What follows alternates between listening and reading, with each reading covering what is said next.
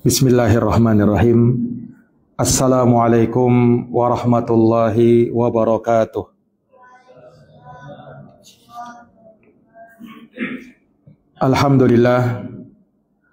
Alhamdulillahi rabbil alamin, wal aqibatu lil muttaqin, wala udwana illa 'alal zalimin. Asyhadu an la ilaha illallah wahdahu la syarikalah, ilahul awwalin wal akhirin. Wa ashhadu anna Muhammadan abduhu wa rasuluh as-sadiqul amin, sallallahu alaihi wa ala alihi wa sahbihi wa man tabi'ahum bi ihsanin ila yaumiddin wa sallama tasliman katsira. Amma ba'd, ikhwani fid din wa akhwati fillah, a'azzani Allah wa iyyakum. Alhamdulillah, pada malam ini kembali dengan taufik dari Allah Subhanahu wa taala kita dapat melanjutkan pembahasan dari kitab Al-Kabair karya Al-Imam Az-Zahabi rahimahullahu ta'ala. Dan kita telah menyelesaikan dosa besar terkait dengan riba, yang mana dosa riba ini sangat besar dan sangat berbahaya, mendatangkan hukuman baik di dunia, di alam barzakh maupun di akhirat. Di semua fase kehidupan manusia, riba ini mendatangkan azab bagi pelakunya. Maka tentu saja orang-orang yang mendengarkan nas atau ayat-ayat dan hadits-hadits yang berkaitan dengan riba, maka dia tidak akan berani bersentuhan dengan yang namanya riba. Maka pada kesempatan ini, insyaallah ta'ala, sebagai pelengkap pembahasan, kita akan bawakan beberapa bentuk-bentuk riba yang banyak di sekitar kita. Tentu saja agar kita menjauhinya dan waspada darinya, dan tidak terjerumus ke dalam praktek-praktek ribawi yang ada di sekitar kita. Para ulama menyebut bahwa riba secara umum terbagi menjadi dua. Ada riba dalam utang dan ada riba dalam jual beli. Ada riba dalam utang dan ada riba dalam jual beli. Dan kita akan sebutkan insyaallah ta'ala berkaitan dengan macam-macam riba ini dengan dua jenisnya ini. Walaupun para ulama menyebut bahwa dari dua bentuk riba ini, riba dalam utang maupun riba dalam jual beli, maka riba dalam utang lebih berbahaya daripada riba dalam jual beli. Nah, salah satu praktek riba yang banyak di masyarakat kita, yang mungkin dianggap sebagai hal yang biasa, hal yang wajar, hal yang menjadi transaksi dalam muamalah, padahal ini adalah riba berdasarkan dalil-dalil dari sunnah Nabi sallallahu alaihi wasallam. Di antaranya adalah apa yang dilakukan oleh sebagian manusia dengan memanfaatkan barang jaminan atau barang gadai karena transaksi utang. Iya, misalnya si A berutang kepada si B. Dia utang misalnya sebesar 10 juta. Kemudian dia jaminkan sepeda motornya. Dia jaminkan sepeda motornya kepada si B. Maka si B ini karena ada jaminan motor sama dia, dia merasa tenang dengan utangnya tadi. Karena nanti kalau misalnya Satu saat nanti si A tidak mampu membayar, maka motor ini sebagai jaminannya. Tetapi di dalam proses pembayaran utang, si B berhak memanfaatkan motor dari apa yang sudah dijaminkan oleh si A. Nah, maka memanfaatkan barang jaminan seperti ini, memanfaatkan barang gadai seperti ini adalah riba. Ini adalah riba. Iya, dan bentuknya banyak. Para hadirin yang dirahmati dan dimuliakan oleh Allah. Dan apa yang disebutkan oleh para ulama dari hukum riba ini sejalan dengan apa yang disepakati oleh para ulama dalam satu kaidah. Disebutkan dalam riwayat, dalam hadis, tetapi hadisnya lemah. Namun ulama menjadi bersepakat akan satu kaidah yang mereka katakan kullu qardin jarra manfaah fahuwa riba. Setiap utang piutang yang diambil manfaat di belakang itu, maka itu adalah riba. Ini sepakat para ulama dengan kaidah ini, tidak ada perbedaan pendapat. Setiap utang piutang yang ditarik darinya manfaat dari utang tersebut, maka itu riba kata ulama. Baik manfaat tersebut berupa uang atau manfaat, yakni jasa dan semisal itu. Iya, maka itu dihukumi sebagai riba. Ini para hadirin yang dirahmati dan dimuliakan oleh Allah Subhanahu wa taala. Iya. Nah, seseorang ketika misalnya berutang kepada orang lain, dia menjaminkan sesuatu, boleh saja. Dan itu sebagai akad tausiqat namanya. Yakni akad untuk menguatkan transaksi atau utang piutang kita, supaya orang yang diutangin merasa tenang dengan utangnya, dengan apa yang dia utangin. Maka ada jaminan, itu boleh saja. Tetapi ingat, barang jaminan atau barang gadai tidak boleh dimanfaatkan. Kapan dia manfaatkan, maka dia telah mengambil riba di situ. Karena sama saja, hakikatnya dia, misalnya tadi ngutangin 10 juta, maka dia dapat 10 juta kan? Plus apa? Manfaat dari motor yang dia pakai. Yang mana kalau misalnya motor tersebut dia sewakan, yang si pemilik motor dia sewakan, dia bisa dapat uang kan? Ya, maka itu sama. Ketika dia mendapatkan uangnya kembali 10 juta plus ada manfaat motor yang dia pakai, maka itu riba kata para ulama. Nah, semisal dengan ini, apa yang biasa terkadang dilakukan di orang-orang kampung terkadang, ya, mereka meminjam sejumlah uang, ya, kepada orang kaya misalnya. Kemudian dia jaminkan sawahnya. Ya, maka sawah ini dimanfaatkan oleh si kaya ini, ya, selama proses pembayaran utang. Ya, misalnya utangnya berlangsung selama setahun, maka dia berhak memanfaatkan sawah itu, hasil sawah itu selama setahun. Kalau 2 tahun, berarti 2 tahun. 5 tahun, berarti 5 tahun. Nah, maka itu kata para ulama, riba masuk dalam kaidah kullu qardin jarra manfaah fahuwa riba. Setiap utang piutang yang ditarik dari utang tersebut ada manfaat, maka itu riba.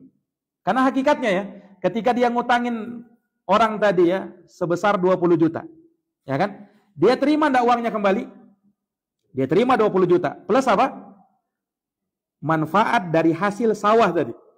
Yang bisa jadi hasil sawahnya itu sudah bisa menutupi utangnya sebenarnya. Ya kan? Bisa menutupi utangnya karena dia sudah mengambil hasil sawahnya selama bertahun-tahun. Ya. Nah, ini sama saja, walaupun dia tidak terima dalam bentuk uang, tapi manfaat tadi, dan kalau diuangkan, ya, itu ternyata jumlahnya sangat besar. Bisa jadi lebih besar daripada utang yang dia berikan. Dan itu riba kata para ulama. Itu apa? Itu adalah riba. Ini para hadirin yang dirahmati dan dimuliakan oleh Allah Subhanahu wa taala.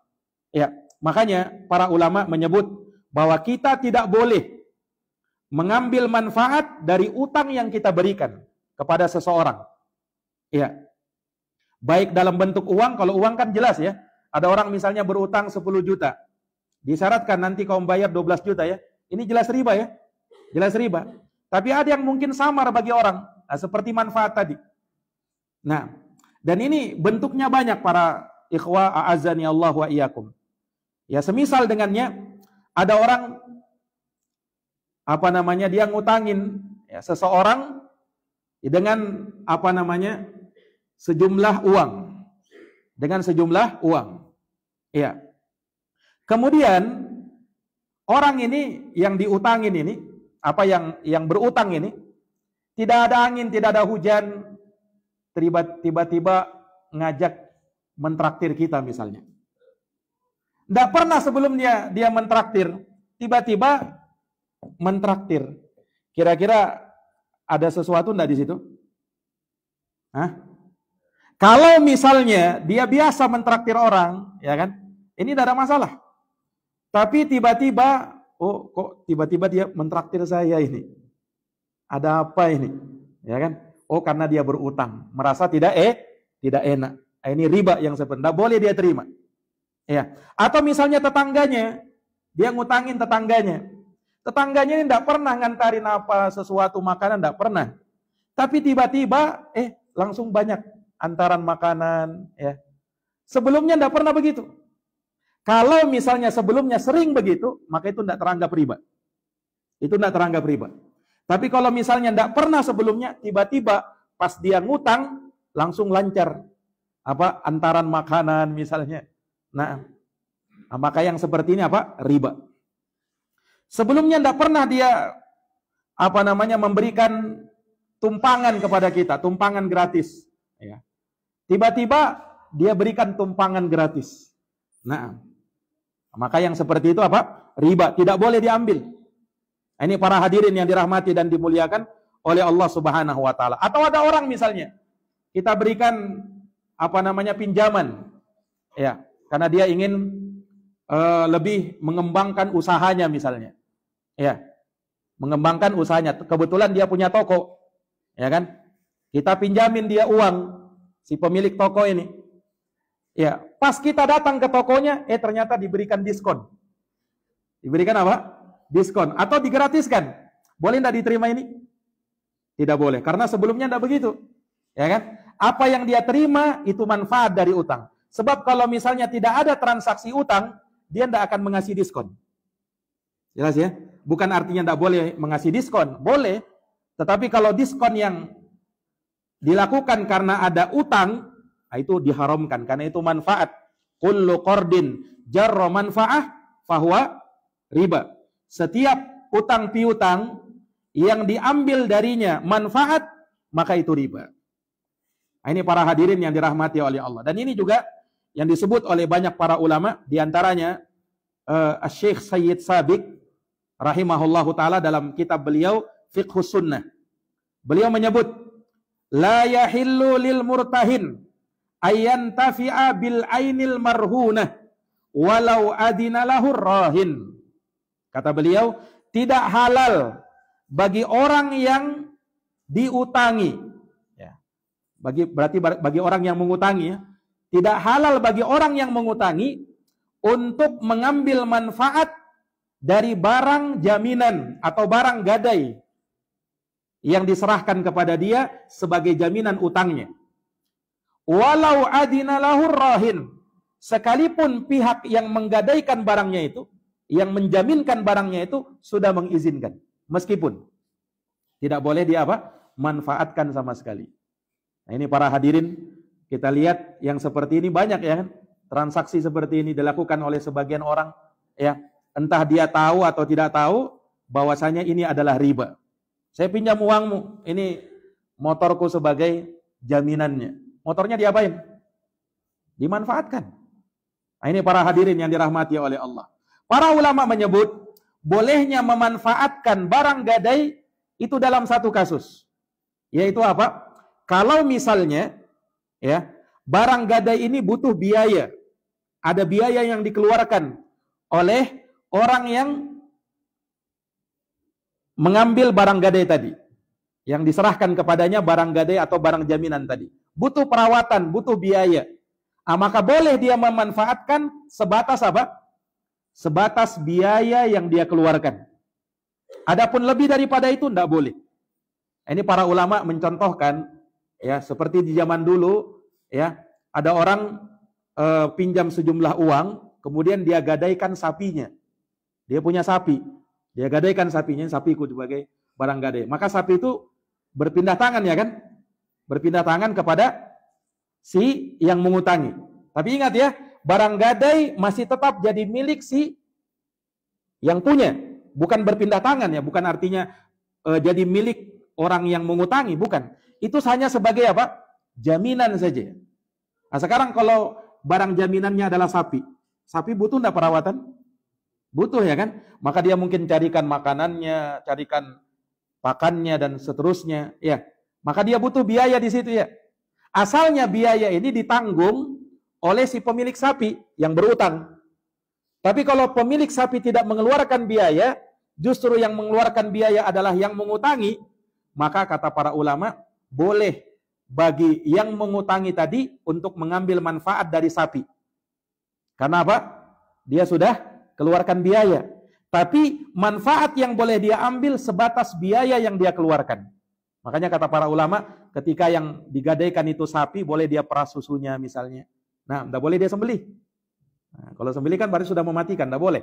Nah, tapi sebatas misalnya sekedar mengambil susu sapinya misalnya, itu boleh.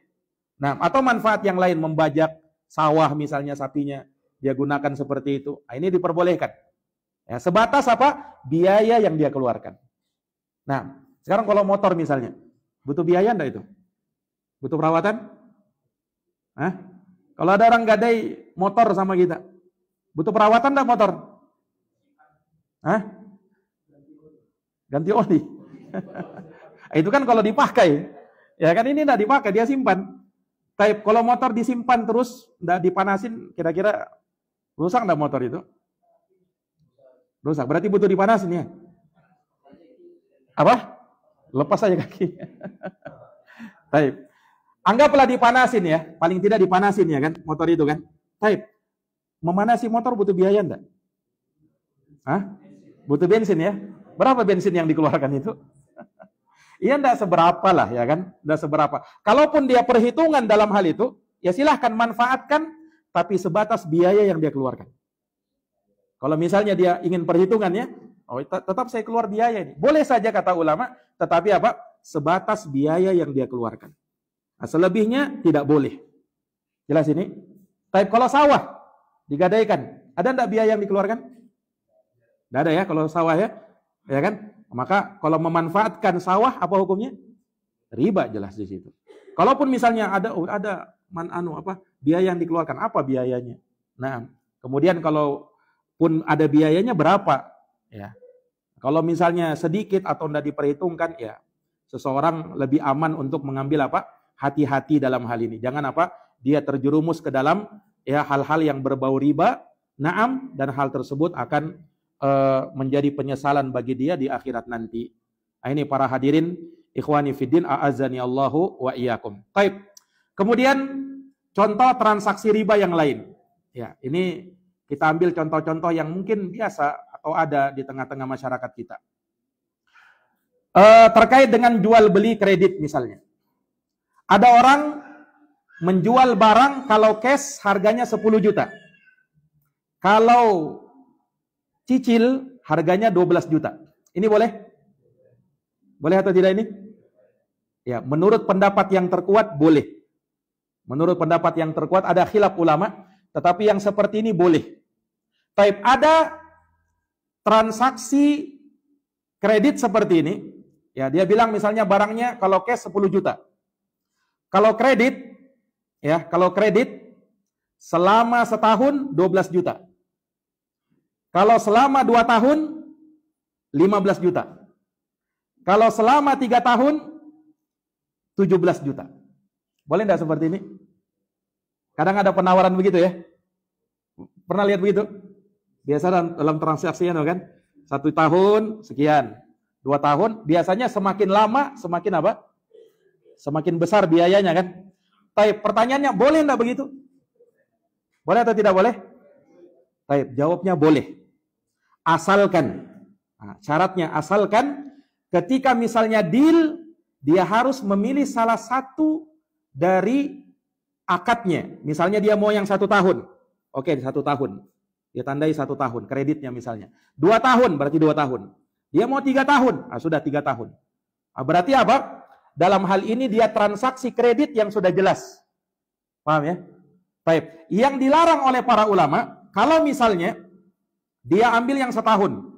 Tadi barangnya kalau cash 10 juta, kalau setahun berapa tadi? 12 juta. Dia ambil yang 1 tahun. Nah, terus berjalan bulan pertama, bulan kedua lancar, bulan kelima. Pas bulan ke-6 agak macet. Maka pihak yang mengkreditkan ini bilang, sudah, kalau begitu kita pindah ke yang 2 tahun. Berarti sudah apa? Sudah berubah harga. Ini apa hukumnya? Ini riba, tidak boleh. Dan itu banyak terjadi ya. Kadang begitu kan? Karena kalau sudah misalnya tidak sanggup, sudah kita pindah ke season yang lain, ke opsi yang lain, yaitu yang 2 tahun. Tidak sanggup juga yang 3 tahun. Karena kalau semakin lama, memang cicilannya semakin apa? Semakin kurang ya kan? Tapi semakin lama. Dan kalau hitungan-hitungannya lebih mahal lagi. Ya, lebih mahal lagi. Yang setahun tadi ya 12 juta. Yang 2 tahun ya mungkin lebih ringan jadi 700.000 ya, misalnya. Tapi kalau dihitung 2 tahun bisa lebih besar dari 12 juta. Jelas ya? Nah, ini yang seperti ini hukumnya apa? Hukumnya riba. Ya. Dan ribanya dari sisi apa? Ya, ini kata para ulama, riba dari sisi dia menjual atau melakukan transaksi dalam 2 harga. Dan ini dilarang oleh Nabi. Dalam hadis riwayat Imam Ahmad, Rasulullah menyatakan atau disebutkan oleh Abu Hurairah, naha Rasulullah sallallahu alaihi wasallam an bai'ataini fi bai'ah. Rasulullah SAW melarang dari 2 transaksi jual beli dalam 1 transaksi. Dalam 1 akad ada 2 transaksi, Padahal 1 akad saja. Ya. Kemudian berubah menjadi 2 akad, berubah menjadi 2 transaksi. Ini hukumnya dilarang dan itu masuk di dalam apa? Masuk di dalam riba. Nah, ini para hadirin yang dirahmati dan dimuliakan oleh Allah Subhanahu wa taala. Iya.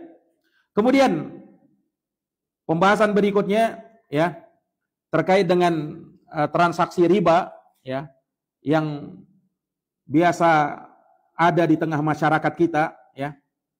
Terkait dengan apa yang diistilahkan oleh para ulama dengan mudharabah. Mudharabah itu sistem bagi hasil. Yakni kalau misalnya dalam jumlah kecil misalnya ada pihak pemodal, ada pihak yang mengelola modal. Nah, mereka berdua ini melakukan mudharabah, bagi hasil sesuai dengan kesepakatan mereka. Ya. Si pemodal misalnya dia inginkan dari apa yang dia berikan dari modalnya, ya, dia bertransaksi dengan si pengelola modal 2 orang saja. Sudah kita kerjasama, saya modal, kamu yang kerja. Berapa pembagiannya? Pembagiannya saya 30% aja. Si pemodal 30%. Si pekerja 70%. Ya, sesuai kesepakatan mereka. Ada yang mungkin minta lebih daripada itu. Ada yang mungkin minta 50-50, 50-50. Sesuai kesepakatan. Itu tidak ada masalah. Itu tidak ada masalah. Hanya para ulama mengatakan, kalau kita mau bertransaksi mudharabah, maka ada syaratnya. Syaratnya apa? Syaratnya seperti yang disebutkan oleh Nabi SAW, al-kharaju bid-dhaman. Bahwa hasil keuntungan itu sebagai ganti dari resiko yang dia tanggung. Di hadis yang lain, dalam riwayat Imam Ahmad, Rasulullah menyatakan, la ribha ma lam yudman. Tidak boleh ada keuntungan tanpa menanggung resiko rugi. Artinya kalau kau mau berbisnis, ya, kalau kau mau memberikan modal untuk kerjasama, maka sebagaimana insya Allah ada keuntungannya, tapi mesti dia menghadapi apa? Resiko rugi. Tidak boleh kalau misalnya dalam transaksi mudharabah Kita maunya untung saja. Kalau kamu rugi atau bangkrut, ya minimal modal balik lah. Yang seperti ini riba. Tidak boleh. Jelas ini? Ya. Makanya kata para ulama, kalau orang mau berbisnis, ya, ketika misalnya dia ingin menyerahkan modal, maka modal tidak boleh dijamin. Kapan modal dijamin, maka itu merubah akad. Bukan lagi sebagai akad mudharabah, tapi merubah akad menjadi akad utang piutang. Dan sekali lagi, kalau utang piutang, kemudian ditarik manfaat, hukumnya apa? Riba. Nah, kalau dia minta bahwa modal saya jamin, ya, maka dia telah menerapkan transaksi riba. Karena sama saja itu dengan utang. Kemudian dia minta keuntungan kan? Ya, sementara modalnya nanti kalau misalnya bangkrut, hasil mereka, kerjasama mereka misalnya tidak menghasilkan apa-apa, minimal modal kembali katanya. Berarti yang rugi siapa di sini? Si pekerja kan? Sementara si pemodal dia aman. Dia mencari aman. Ya. Mau rugi mau enggak ya minimal modalku nanti balik. Ya, yang seperti ini apa? Yang seperti ini riba dan melanggar hadisnya Nabi SAW tadi. Nah, ini ikhwani fiddin a'azani Allahu wa iyyakum. Nah, ini sama dengan transaksi investasi ya yang ada ya. Ketika misalnya dia menginvest sejumlah modalnya, maka asalnya modal itu tidak boleh untuk dijamin. Kapan dijamin, maka itu riba. Selama investasinya real dan tidak bohong-bohongan. Ya. Kalau sudah investasinya bohong-bohongan, ini boleh untuk seseorang menarik modalnya kembali. Jelas ini? Ini ikhwani fiddin a'azani Allahu wa iyyakum. Makanya kata para ulama, terkait dengan seseorang yang menyerahkan ya, dananya atau uangnya kepada orang lain, itu akan terjadi beberapa bentuk transaksi sesuai dengan niatnya apa. Ya. Terkadang ada orang menyerahkan dana ke orang lain atau menyerahkan uang kepada orang lain, sifatnya utang piutang. Sifatnya apa? Utang piutang, ya kan? Nah, kalau utang dijamin atau tidak oleh yang berutang? Dijamin, ya kan? Kalau misalnya terjadi sesuatu pada utangnya, maka yang bertanggung jawab siapa? Yang berutang. Yang berutang. Karena utang itu harus dijamin. Utang itu harus dijamin. Dan yang mengutangi, dia akan dapat, dia tetap akan menerima apa namanya, sejumlah uang yang dia utangkan kepada orang tersebut. Tidak peduli misalnya orang yang berutang ini dia gunakan modal usaha ternyata bangkrut. Misalnya, ya tetap yang mengutangi harus kembali uang yang diutanginnya tadi. Paham ini? Ini ikhwani fiddin a'azani Allahu ayyakum. Karena utang wajib dijamin. Utang itu wajib dijamin oleh yang berutang. Baik. Demikian pula semisal dengan ini akad wadi'ah. Wadi'ah itu namanya titipan. Wadi'ah itu namanya apa? Titipan. Yani kita menyerahkan sejumlah uang kepada orang bukan untuk diutangin, tapi untuk apa? Untuk dititipkan aja. Ini saya punya uang 100 juta, saya titipkan ya. Tapi pertanyaannya, kalau wadi'ah, boleh enggak orang yang dititipkan untuk menggunakan harta itu? Boleh enggak? Jawabnya apa? Enggak boleh. Kalau dia memanfaatkan, berarti apa? Berkhianat. Barang titipan enggak boleh diganggu-gugat. Enggak boleh diganggu-ganggu. Namanya barang titipan, tetap barang titipan. Kamu hanya diamanahkan untuk menjaga itu barang, termasuk uang. Tidak boleh kita manfaatkan kecuali si izin dari yang menitipkan barang, baru boleh. Ya, dia titipkan motornya misalnya. Dia bilang sudah, ini saya titipkan motor ya. Titipan aja kan, bukan utang ya, bukan jaminan utang ya. Kalau jaminan utang sudah tadi. Ini dia titipkan motor, saya mau safar 1 bulan, saya titipkan motor saya kepada kamu. Silahkan kamu mau pakai, terserah. Nah, boleh atau tidak dipakai? Boleh, karena dia sudah apa? Dia sudah bolehkan hal tersebut. Nah, ketika misalnya si penitip barang dia membolehkan hal tersebut, maka tidak ada masalah. Jelas ya? Dan akad wadi'ah, akad titipan wajib untuk dijamin. Ya, oleh yang menitip, oleh yang dititip, oleh yang dititipi. Ya. Hanya ketika dia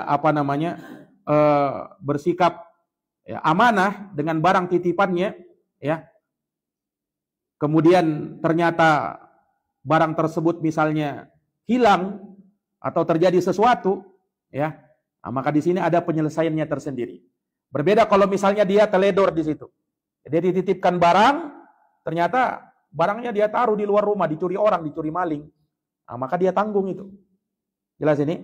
Ini ikhwani fiddin. Nah, yang ketiga itu namanya ketika seseorang menyerahkan sejumlah uang kepada orang lain, itu yang dinamakan tadi mudorobah. Ya, bagi hasil atau istilahnya sekarang investasi. Nah, kalau investasi tidak boleh dijamin. Karena apa?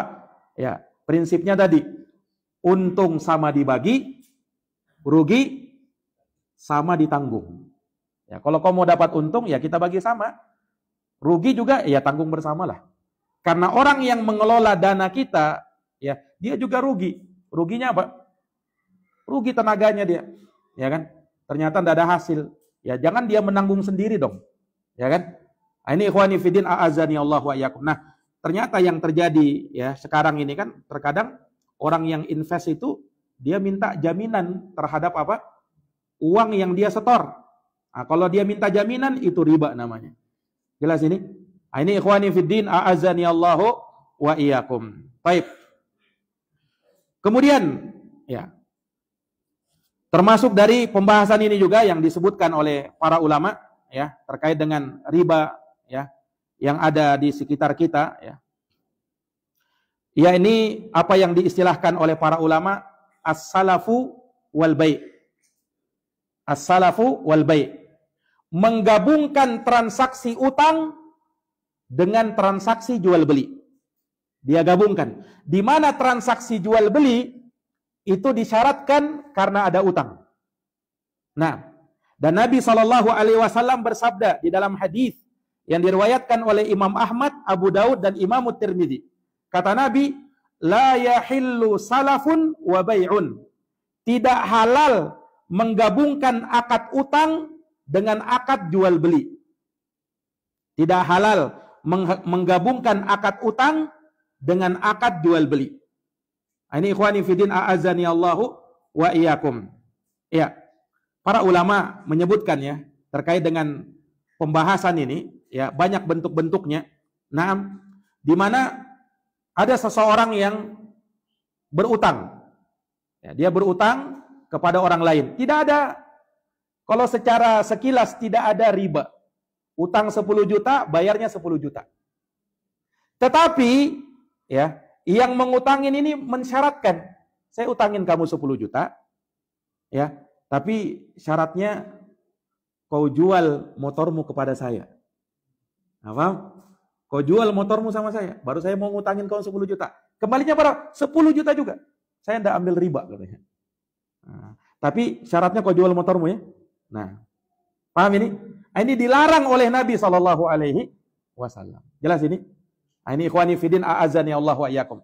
Nah, sama kata para ulama dalam hal ini, ada seseorang misalnya mengutangi para nelayan. Mengutangi para nelayan. Ya, nelayan kan butuh modal kan? Dia butuh modal diutangin untuk cari ikan. Cari ikan. Terus yang mengutangin taruhlah dia kasih modal 20 juta. Ya. Kembalinya berapa? 20 juta juga. Tapi kata dia, nanti hasil-hasilnya ikan-ikanmu nanti jual sama saya, tidak boleh jual sama orang lain. Paham? Nah, ini apa ini? Syarat dalam utang kan? Kalau tidak ada utangnya mana mau si nelayan ini jual sama dia? Ya kan? Dia bebas kan mau jual sama siapa aja. Tapi dia mensyaratkan, saya utangin kau 20 juta, kembalinya nanti 20 juta juga. Tapi hasil-hasil ikanmu nanti jual aja sama saya. Nah, dia mau bisnis di situ kan? Dia mau berbisnis di situ. Nah, ini riba hukumnya. Menggabung antara salaf dengan apa? Utang dengan jual beli. Atau ada orang yang mengutangi para petani. Petani butuh modal kan? Nah, sama mirip dengan tadi. Dia ngutangin para petani, petani butuh modal, dia kasih modal 15 juta. Kembalinya juga 15 juta. Tapi kata yang ngutangin ini, ya, nanti hasil tanimu, ya semuanya, sayur-sayurmu, lombok-lombokmu, ya, nanti jual sama saya. Jual sama saya. Ya. Nah, ini apa ini? Riba atau tidak? Riba. Karena Kembali lagi kepada kaidah tadi. Dia mengambil manfaat dari apa? Utangnya. Ya kan? Ngambil manfaat dari utangnya. Dan terlebih lagi Nabi SAW melarang menggabungkan antara akad utang dengan akad jual beli. Kalaulah jual beli itu menjadi syarat, ya, karena dia berutang. Nah, ini yang tidak boleh. Wala la yahillu salafun wa bai'un.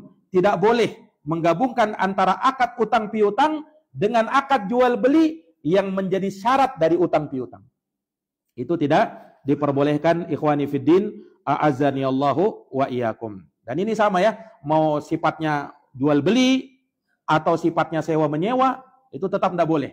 Saya utangin kamu 1 juta, kembalinya 1 juta, tapi sewakan anumu ya, mesin bubutmu ya, misalnya. Mesin bubut. Nah.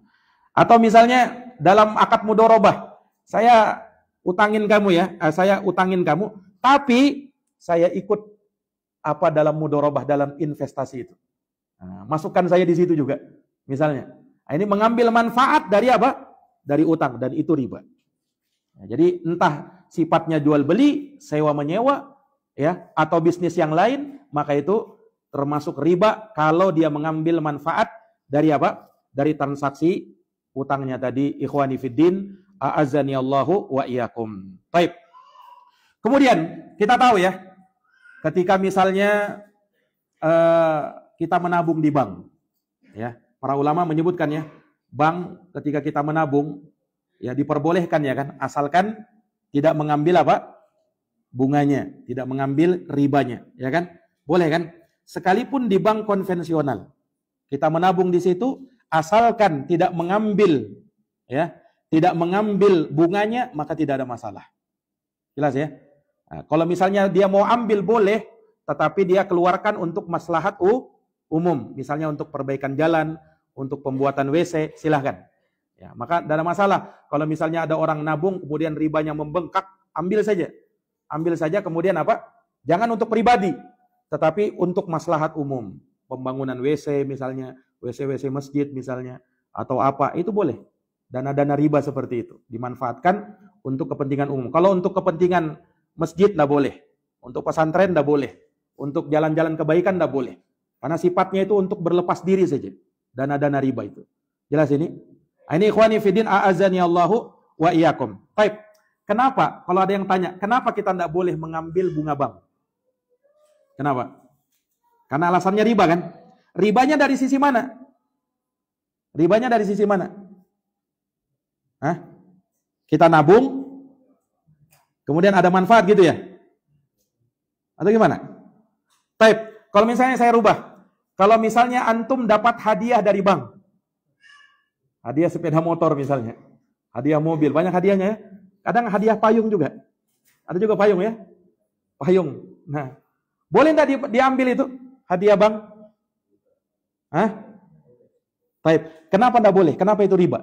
Baik, kita sepakat itu riba memang. Enggak boleh. Kenapa itu riba?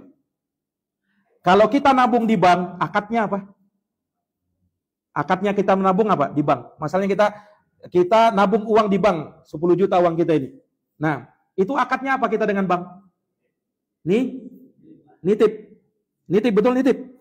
Kalau nitip, tadi apa syaratnya? Syaratnya kalau barang titipan, ya, barang yang dititipkan tidak boleh diganggu-gugat. Sementara pihak bank mengganggu uang kita kan? Ya kan? Dia ganggu dalam artian apa? Dia hasilkan ya kan? Dia manfaatkan kan? Nah, maka itu bukan titipan, bukan wadiah namanya. Jadi kalau kita nabung di bank, bukan wadiah, bukan titipan. Tapi apa? Utang. Jadi kita ini ngutangin bank. Hebat kita ngutangin bank ya. Hakikatnya memang begitu. Karena apa? Karena ketika kita memberikan dana kepada bank, lihat tadi ya, 3 bentuk ketika kita menyerahkan uang, sejumlah uang kepada orang. Imma utang piutang, atau wadiah, atau investasi, ya kan? Dari 3 ini yang paling cocok pada bank itu apa? Utang piutang. Titipan tidak masuk, investasi juga tidak masuk, ya kan? Kalau investasi kan dana tidak boleh dijamin kan? Sementara kalau kita nabung bank, dijamin tidak modal kita? Dijamin, uang kita dijamin. Maka dia bukan invest dan bukan wadiah. Paling tepat apa? Utang. Makanya kalau akad kita dengan bank itu utang, itu hakikat sebenarnya ya. Maka boleh enggak kita mengambil manfaat dari bunganya atau hadiahnya? Atau ada permennya diambil di situ? Boleh enggak? Kalau kita misalnya nabung di bank itu enggak boleh. Memanfaatkan satu pun walaupun kecil enggak boleh. Ya, disebutkan Imam Abu Hanifah ya.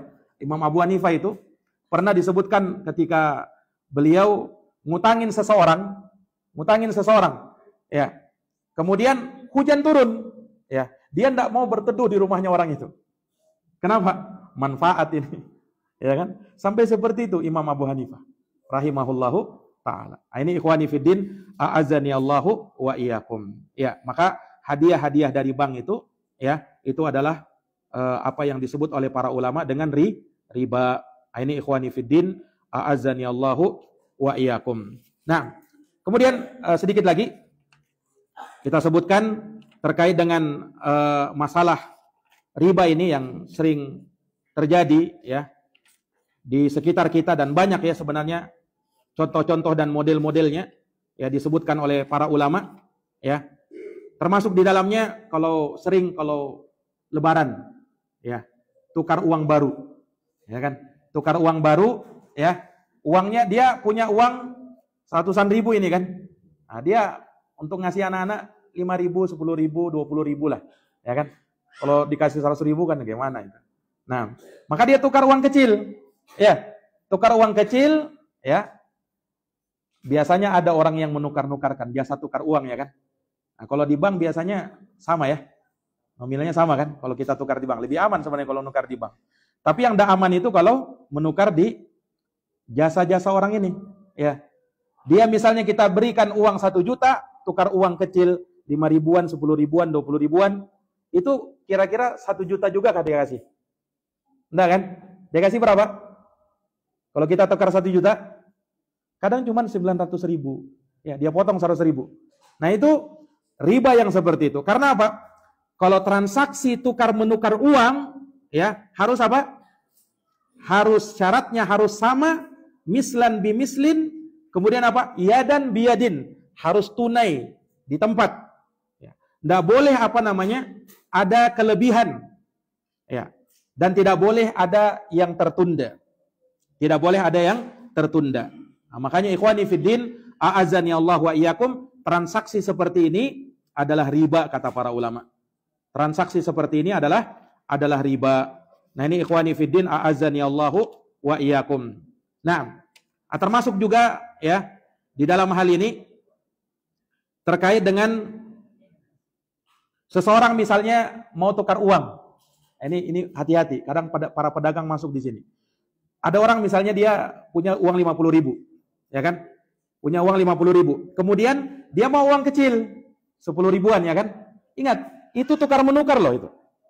Dia mau tukar uang 50.000 dengan 10.000. Ternyata ya, tempat dia tukar ini cuma ada 30.000. Akhirnya dia bilang, "Sudah, 20.000-nya nanti ya." Ya, enggak apa-apa. Itu apa hukumnya? Itu riba. Masuknya riba nasi'ah nanti. Karena walaupun sama, tetapi ada penundaan. Ingat, kalau terjadi penundaan, maka hukumnya riba terhadap barang-barang ribawi, yaitu emas, uang, perak, yang masuk di dalamnya, korma, gandum kasar, gandum halus, garam. Itu tidak boleh terjadi transaksi yang sejenis, ya, kecuali harus yadan biyadin, mislan bimislin, sama dan tunai.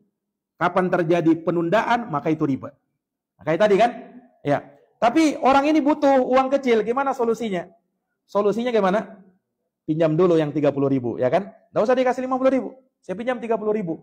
Nah, nanti saya kasih kembali kalau misalnya saya sudah punya uang 30.000. Paham? Atau solusi yang kedua, 50.000 dia boleh kasih ke orang tersebut, tetapi dengan merubah akad. Akadnya jaminan. Ini 50.000 jaminannya, saya pinjam 30.000. Nah, yang seperti ini boleh. Jelas? Nah, nanti kalau misalnya saya sudah punya uang 30.000, saya tebus 50.000 itu. Kayaknya agak ribet ya. Tapi begitu memang cara syar'inya. Cara syar'inya seperti itu.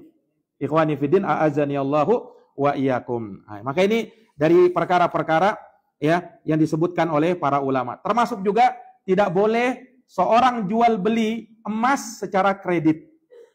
Nah, ini terkadang kan ada orang transaksi emas dengan kredit ya. Itu tidak boleh. Karena emas itu barang apa? Ribawi. Tidak boleh dikredit. Beda kalau misalnya kalau kredit motor, boleh atau tidak? Boleh, karena motor bukan barang ribawi. Beda dengan emas. Kalau emas tidak boleh dikredit. Karena itu apa? Barang ribawi. Dan kalau barang ribawi tadi syaratnya sudah kita jelaskan ya. Harus ya dan biadin, mislan bimislin. Ini ikhwani fiddin, a'azani Allahu wa iyyakum. Berkaitan dengan riba tadi, ya ingat ya, kalau riba ketika ditransaksikan harus sama kan? Kapan misalnya dilebihkan maka itu riba. Baik itu uang utuh atau yang mewakili uang. Misalnya cek. Ya, ada orang tukarkan cek. Ya, misalnya ceknya itu sejumlah apa? Taruhlah 100 juta misalnya. Cek 100 apa? Juta. Cuman kalau mau dicairkan agak lama. Agak apa? Agak lama. Maka dia tukar ke orang lain. Bisa cepat dapat. Tapi tidak sampai 100 juta. 90 juta saja. Yang seperti ini boleh atau tidak? Ini riba. Tidak boleh. Jelas ini? Ini mirip dengan, pernah saya ditanya ya. Kemarin, siapa yang tanya itu? Jual beli nota. Ya, jual beli nota. Itu mirip di situ. Ya, ada orang, misalnya, dia menerima bayaran dari jasa yang dia sudah berikan. Ya kan? Kemudian, orang ini cuma kasih nota sama kita. Ini nota pembayarannya. Cuma nanti cair berapa hari, Pak? 3 bulan. Masya Allah. 3 bulan. Ya kan? Dia tunggu 3 bulan. Nah, para pedagang biasanya kalau tunggu 3 bulan kan, aduh, udah putar modal ini, gimana ini? Ya, dia mau cepat. Maka dia tukarkan nota tadi kemana? Ke seseorang yang kaya atau yang memang ada bisa memberikan, ya kan? Dananya. Tapi nilainya apa? Berkurang dari nota yang ada di dalam itu. Tertera di situ. Maka yang seperti ini tidak boleh. Karena itu masuk dalam riba. Nah, dan kalau masuk dalam hawalah kata ulama, itu mengalihkan utang. Bisa juga dalam masuk ke situ. Cuman kalau hawalah, itu sama juga syaratnya bahwa utang yang diserahkan dengan utang yang diberikan, yang diwakilkan itu mesti sama. Kalau misalnya di situ tertera 10 juta, maka 10 juta juga yang dibayar. Ya, tapi masalahnya kan tidak mau dia, tidak ada untungnya. Ya kan? Kalau yang kasih modal ini, yang kasih uang tadi tetap sama dengan itu, tidak mau dia lah. Ya kan? Nah, cuman kalau kita mau tetap ikut jalur itu, ya berarti kita makan riba. Nah, maka dalam hal ini tentunya seseorang bertakwa kepada Allah Subhanahu wa taala dan dia meninggalkan segala bentuk-bentuk riba. Nah, mungkin ada masalah lain Pak ya terkait dengan itu. Kalau mungkin ada yang mau ditambahkan bisa nanti. Baik, mungkin kita cukupkan ya, sudah waktu ya. Ya, nanti kalau ada yang mau ditanyakan bisa nanti setelah ini kita diskusi lagi. Ya.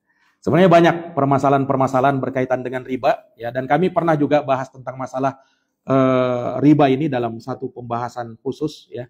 Dan itu memakan waktu lama. Ini sekedar singkatan saja, ya. Ini ringkasan-ringkasan saja.